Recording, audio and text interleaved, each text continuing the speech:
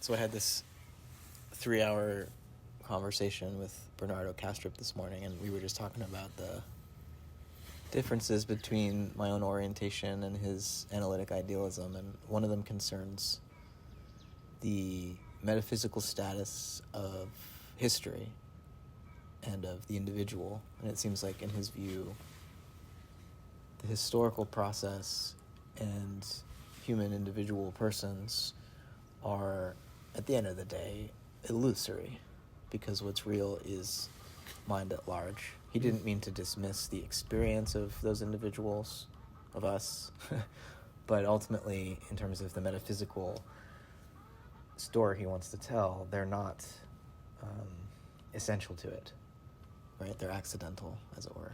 Uh-huh. My understanding of his view would be that. But I think both of us find the need to emphasize the importance of individual incarnation as a process that somehow enhances the divine, and that the divine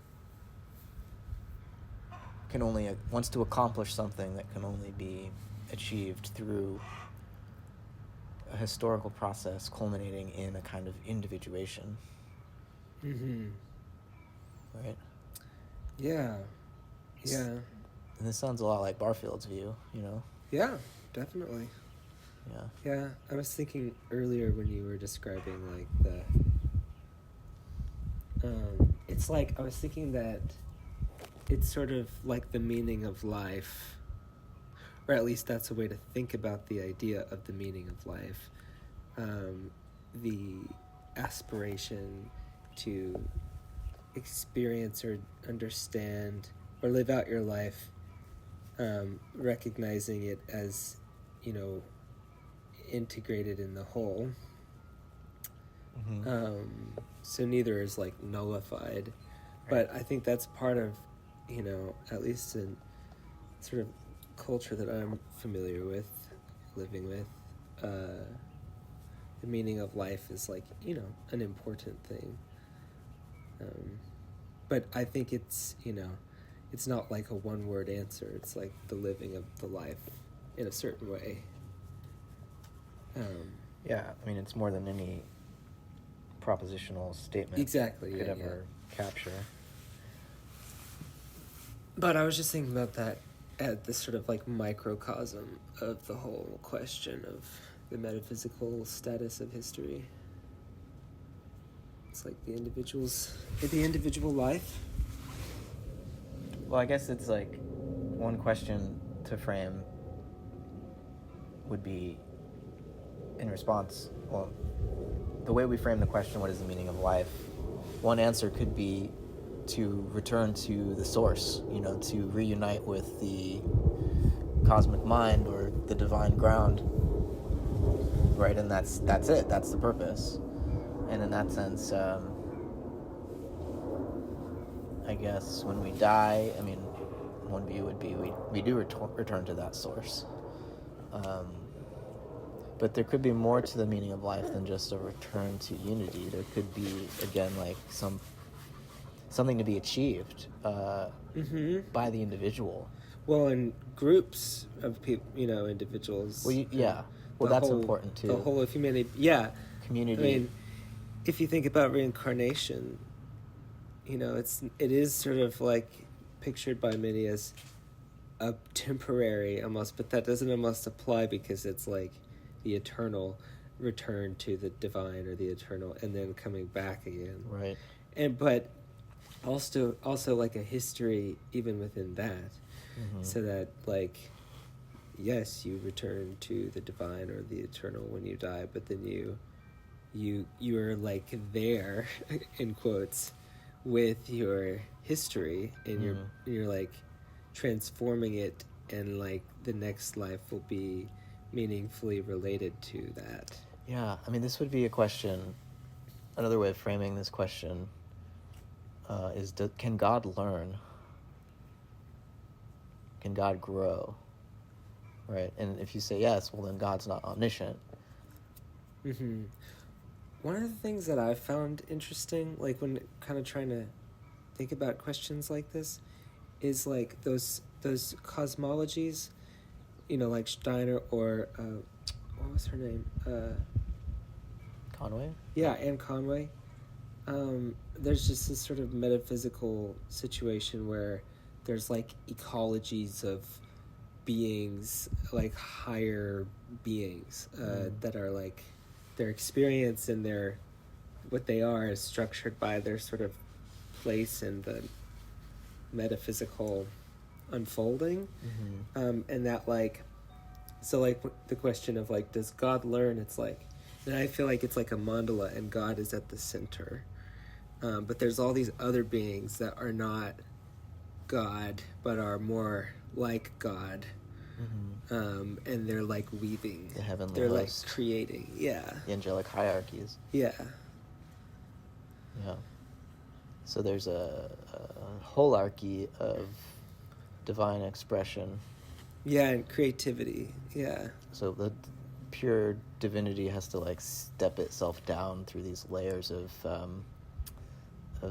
sub-agencies or angels, messengers, right, that can convey the divine fire in a way that's not so hot and bright that it destroys whatever it encounters, but that it's warm and it's colorful.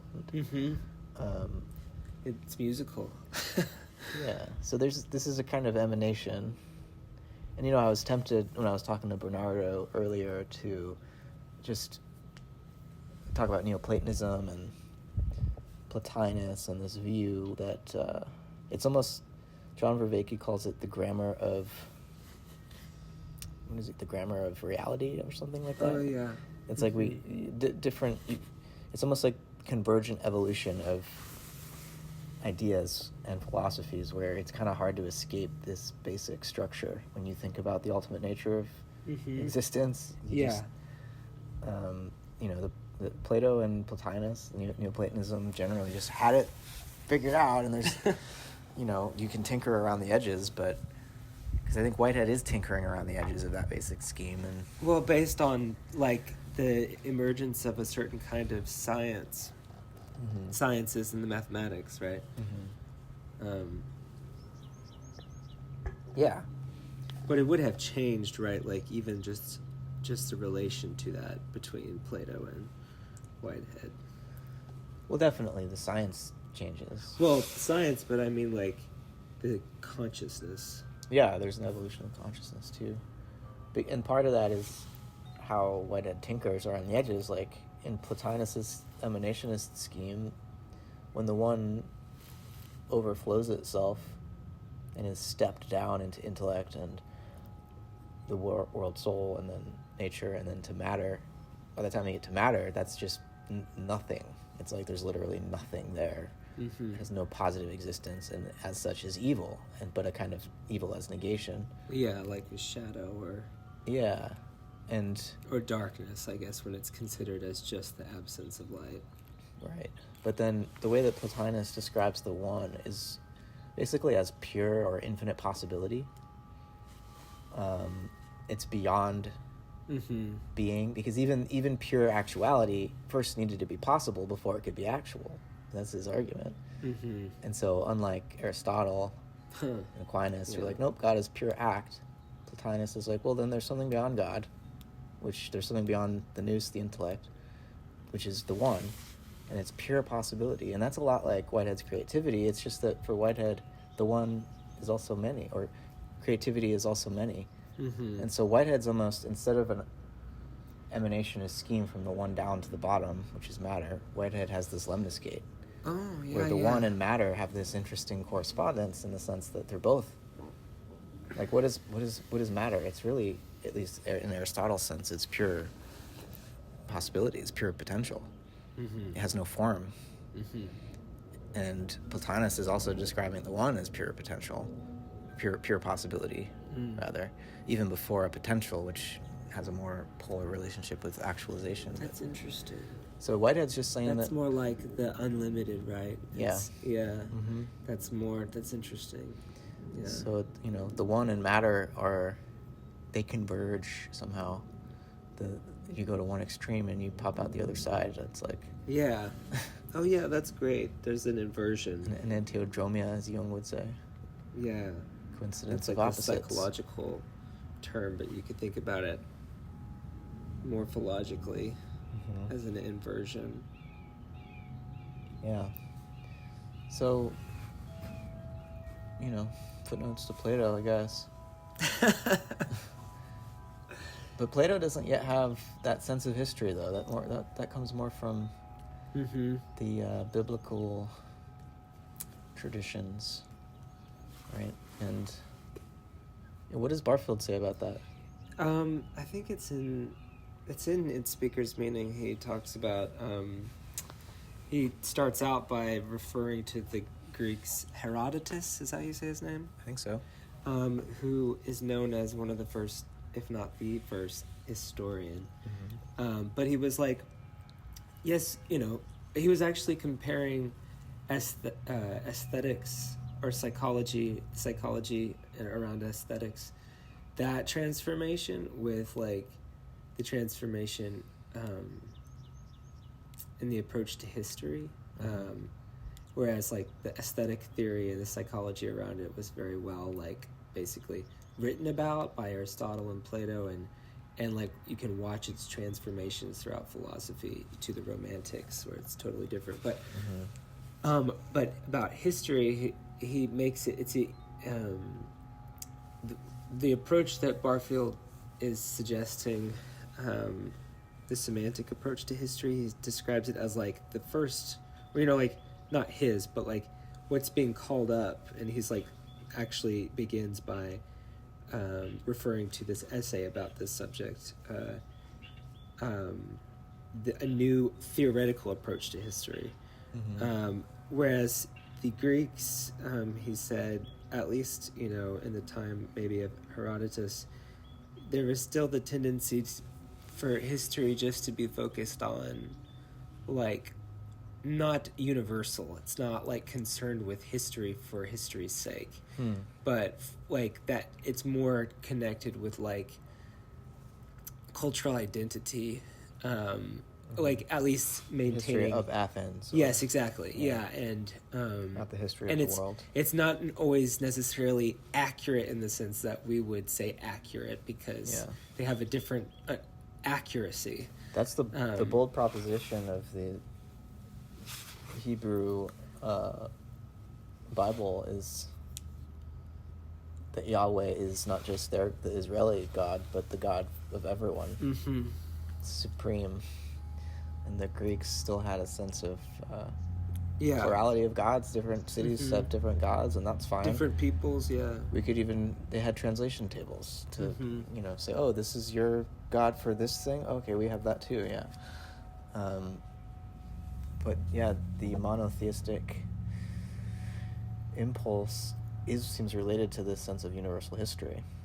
Yeah. Well, it's interesting also.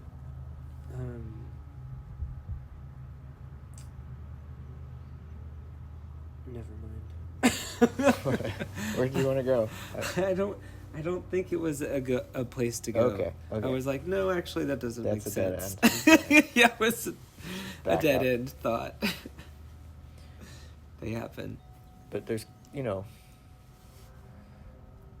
Goethe said something like, in his science, he's a pantheist. In his religion, he's a polytheist. And in his ethics and morality, he's a monotheist. Right? And so there's reasons to be suspicious of monotheism when applied sort of across the board. Yeah.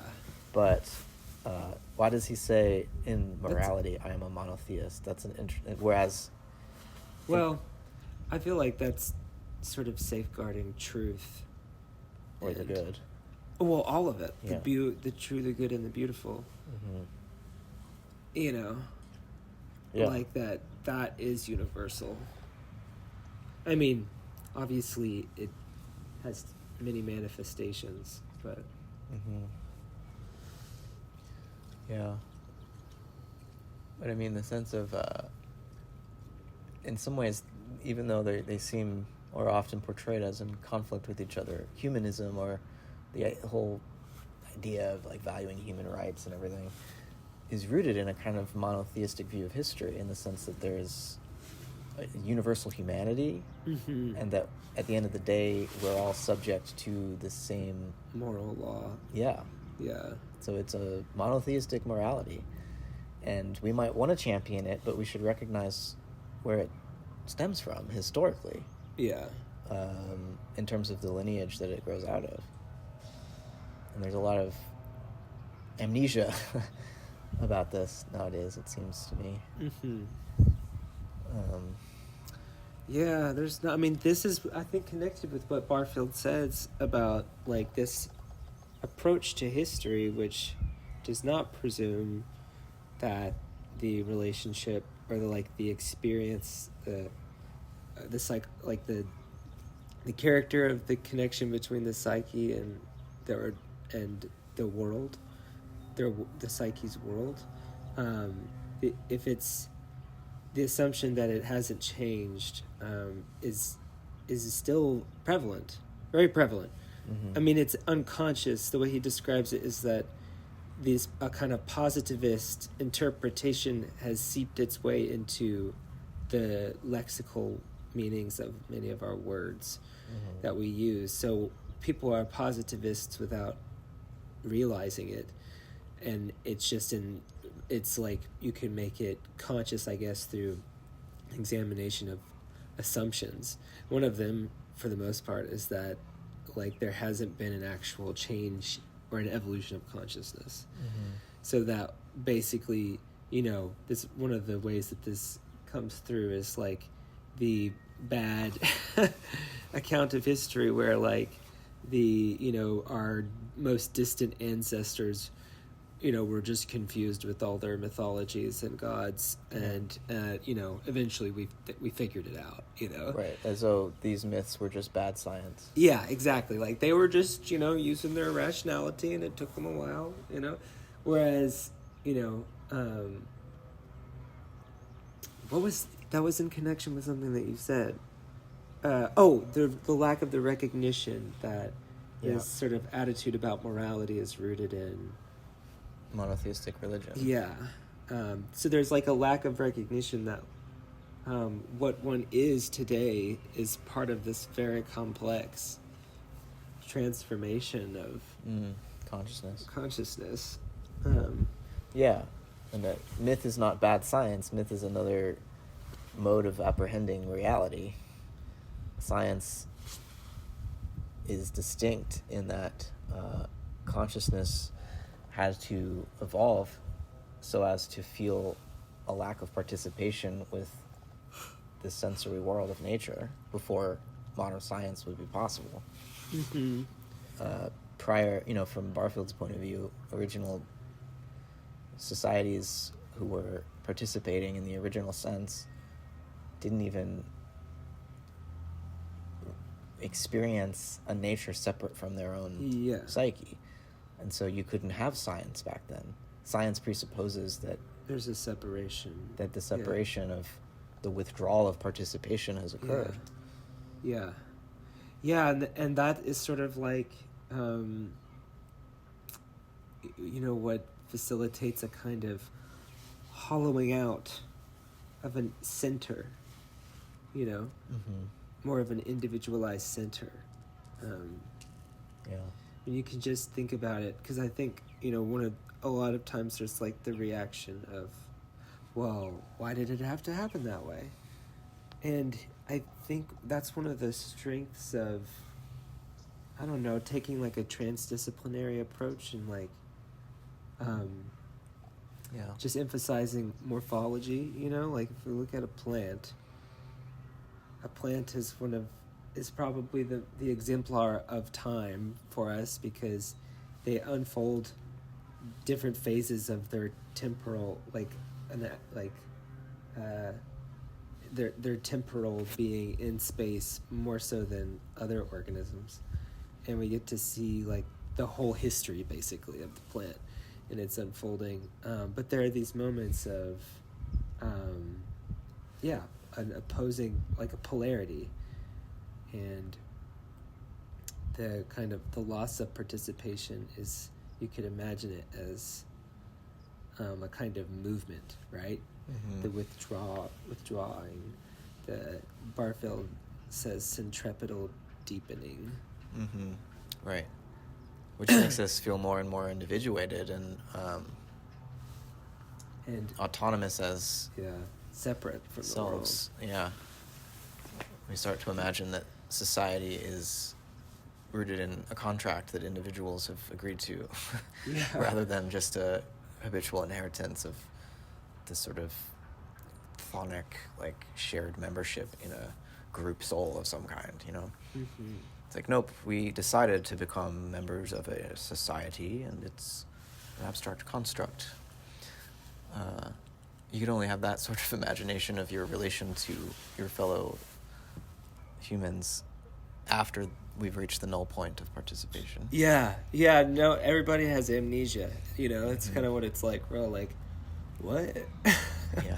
How did we get here? But the historical process is not finished.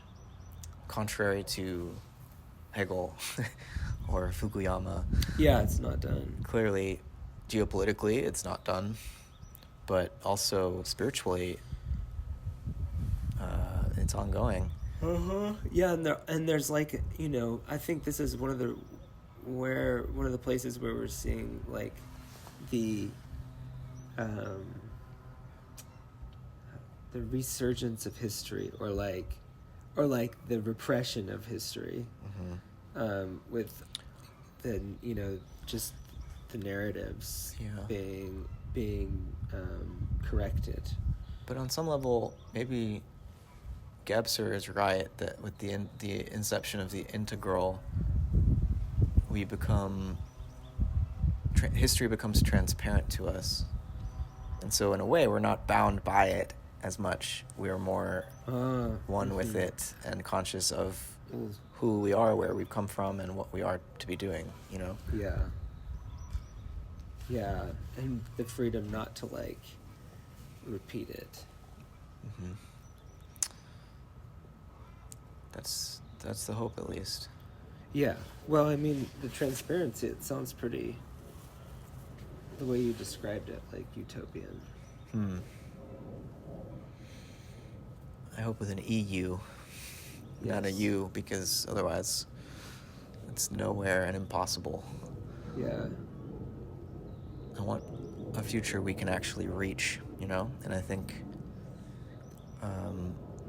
that's the challenge, is to imagine realistic futures. Yeah. That realistic in the sense that we can accomplish them, but not realistic like, you know, realists in international affairs or something, who just accept that it's always going to kind of suck, but realist just that we can accomplish it, but accomplish the realization of the ideals that we hold dear, even though historically we've always failed to live up to them.